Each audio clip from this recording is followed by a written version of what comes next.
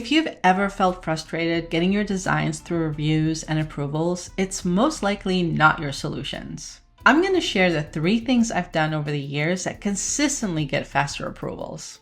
The trick is to make sure collaboration, empathy, and storytelling are part of your process, and I'm going to show you how.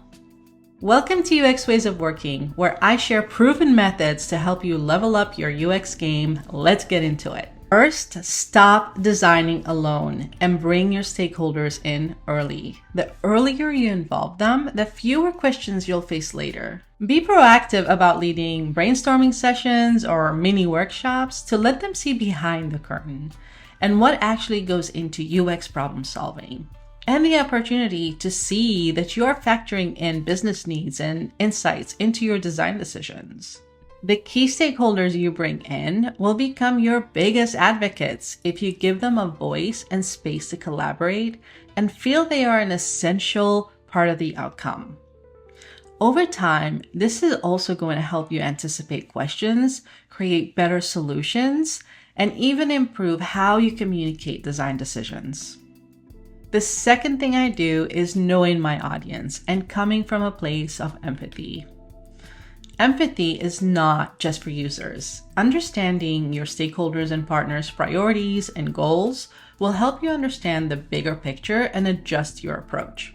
Anytime I'm on a new project where I don't personally know the stakeholders and how they're connected to the project, I use tools like stakeholder maps. I take the time to list out key decision makers, influencers, and even potential blockers. It's important to be intentional about focusing on the right stakeholders from the very start and make that part of your UX strategy. Across the aisle to product and business teams, research and data teams, and start simple conversations to understand what they're trying to achieve and how you can partner together. When you do this, these stakeholders will feel invested too.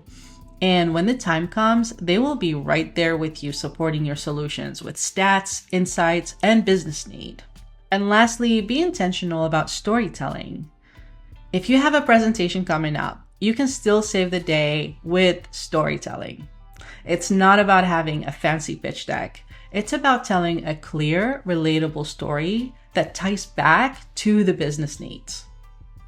As a UX designer, you should have everything you need to tell a great story. Because to create the best design solutions, you have had to do the research, analyze data, and deeply understand users and business needs. But here's the thing.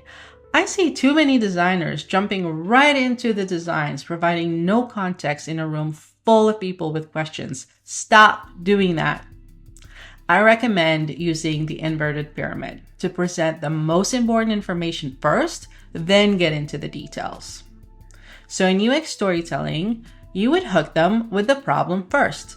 Focus on what's broken and how it affects users and the business. For example, a hook could be users get errors entering their address 75% of the time, stopping them from completing their purchase. Pair that with urgency. Why does this matter right now? Show the cost of inaction. For example, if users can't complete their purchase, we will continue to lose X amount of revenue. Then go into the details. Walk through the insights, the UX strategy, and how your solution solves this problem.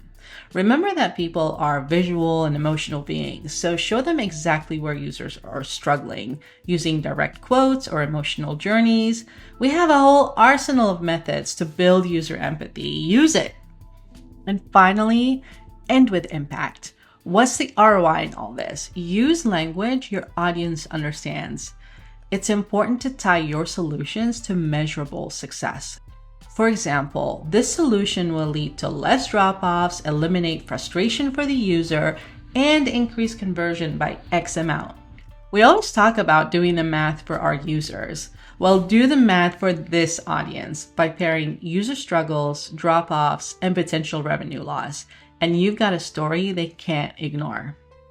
Presenting your work this way helps you answer a lot of the questions up front, but the payoff for you is not just buy-in. You will build your reputation as a problem solver and a trusted UX partner, and this will help your career growth. Wrap it all up.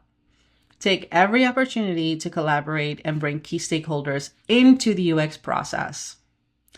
Know your audience and empathize with their needs and priorities.